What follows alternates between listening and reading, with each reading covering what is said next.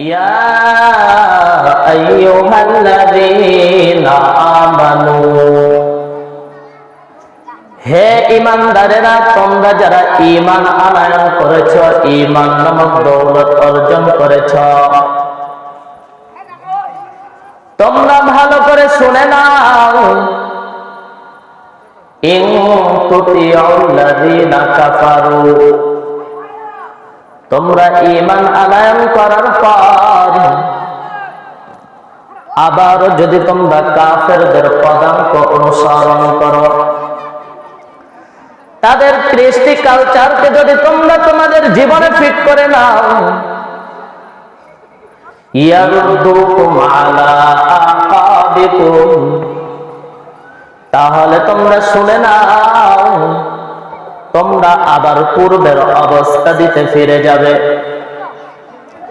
তোমরা যদি আবার পূর্বের অবস্থা দিতে ফিরে যাও, তোমরা কি করবে, কি হবে তোমাদের জানোনি? আল্লাহ আয়াতের শেষাংশে বলে দেন, ফাতানকালিবু খাসিরিন, এর দ্বারা তোমরা ক্ষতিগ্রস্ত হবে। আল্লাহ সুবহানাহু ওয়া তাআলা বললেন, যারা ঈমান নামক দৌলত অর্জন করেছ, ঈমান নামক দৌলত অর্জন করার পর যদি তোমরা কাফেরদের কৃষ্টি কালচারকে গ্রহণ করে নাও, তোমরা পূর্বের অবস্থা দিতে ফিরে যাবে। আর এই পূর্বের অবস্থা দিতে যদি ফিরে যাও, তোমরা ক্ষতিগ্রস্ত হবে। ও দুনিয়ার মুসলমান, খুব ভালো করে বুঝবেন, আয়াতের বাংলানুবাদ শোনার পর মনের ভিতরে একটা প্রশ্ন জেগে যাইতে পারে। আল্লাহ সুবহানাহু ওয়া তাআলা বললেন, তোমরা পূর্বের অবস্থা দিতে ফিরে যাবে যদি তোমরা কাফেরদের অনুসরণ করো। পূর্বের অবস্থা কোন অবস্থায় ফিরে যাবে? আমরা যদি একটু লক্ষ্য করে দেখি, মুহাম্মদুর রাসূলুল্লাহ সাল্লাল্লাহু আলাইহি ওয়াসাল্লামের আগমনের পূর্বে ওই সময় একটা অবস্থা ছিল, যে অবস্থাটাকে আমরা সহজ ভাষায় বুঝি জাহেলিয়া। যে অবস্থা সম্পর্কে আমরা সকলেই জানি জাহেলিয়া। আল্লাহ পাক রব্বুল আলামিন যেন বলেন,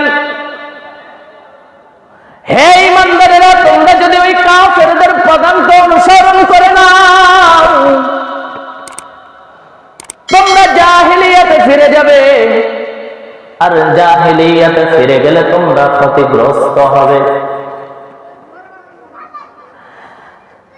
আজকে আমরা একটু লক্ষ্য করব এই আয়াতের সঙ্গে, এই আয়াতের বাংলানুবাদের সঙ্গে, এই আয়াতের আলোচনা অনুসারে আমরা কি জাহালাত থেকে মুক্তি পেয়েছি, নাকি আমরা আবার জাহালাতে পতিত হয়েছি? আমরা কি জাহালাত ছেড়ে এসেছি, নাকি আমরা আবারও জাহালাতে ঢুকতেছি? এ সম্পর্কে আপনাদের সামনে অল্প কিছু কথা বলি। আল্লাহ সুবহানাহু ওয়া তাআলা বললেন, তোমরা কাফেরদের অনুসরণ করলে পূর্বে ফিরে যাবে। জাহালাতের কি অবস্থা ছিল? জাহেলিয়াত যুগের কি অবস্থা ছিল রে মুসলমান?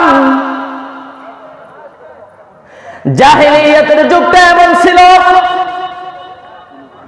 ওই যুগের ভিতরে একটু যদি লক্ষ্য করা যায়, কন্যা সন্তান যদি জন্মগ্রহণ করত, কন্যা সন্তানকে জীবিত দাফন করে দিত। আবার যদি একটু লক্ষ্য করা যায়, ওই সময়ের ভিতরে গোত্রে গোত্রে কোনো মিল ছিল না, বংশে বংশে কোনো মিল ছিল না, ভাইয়ে ভাইয়ে কোনো মিল ছিল না, শুধু দ্বন্দ্ব লেগে থাকতো। ওই জাহালাতের ভিতরে নারীর কোনো সম্মান ছিল না, নারীকে সম্পদ মনে করত, নারীকে সম্পদ মনে করত। কেমন সম্পদ মনে করত? বাবাই যদি ইন্তেকাল করে, বাবার রেখে যাওয়া সম্পদ সন্তানরা যেরকম ভাগ বন্টন করে নিয়ে নেয়, ওয়ারিসরা যেরকম ভাবে বন্টন করে নিয়ে নেয়, ওই রকম ভাবে নারীকেও ওই জামানার ভিতরে বন্টন করে নিত। আজকে আমরা দেখতেছি কন্যা সন্তান যদি জন্মগ্রহণ করে বাবাই মন খারাপ, ওই যুগে তো দাফন করে দিত, এই যুগে মারই ছেড়ে দেয়। যেই গর্ভ থেকে মেয়ে সন্তান জন্মগ্রহণ করেছে, একাধিক মেয়ে সন্তান জন্মগ্রহণ করেছে, ওই মাকে ছেড়ে দেয়। জাহালাত তাহলে আমাদের থেকে বিদায় নেন নাই, ওই জাহালাত আমাদের সামনে এখনো আছে, আমাদের মধ্যে এখনো আছে। এই জাহালাত থেকে যদি মুক্তি পাইতে চাই, মুক্তির কি পথ আছে, মুক্তির কি উপায় আছে? নবী আলাইহিস সালাতু ওয়াস সালাম হাদিসের মধ্যে বলেন, তারাকতু ফীকুম আমরাইন লান তাদিল্লু মা তামাসসাকতুম বিহিমা কিতাবাল্লাহি ওয়া সুন্নাত রাসূলি। উম্মত শুনে নাও, আমি রাসূল তোমাদের কাছে দুইটা জিনিস রেখে যাই। এই দুইটা জিনিস যদি তোমরা শক্ত করে আঁকড়ায় ধরো, শক্ত করে যদি তোমরা আঁকড়ায় ধরো, যদি মজবুত করে ধরো, তোমরা শুনে নাও, তোমরা কখনো লাঞ্ছিত হবে না, বঞ্চিত হবে না, অপমানিত হবে না, অপদস্থ হবে না।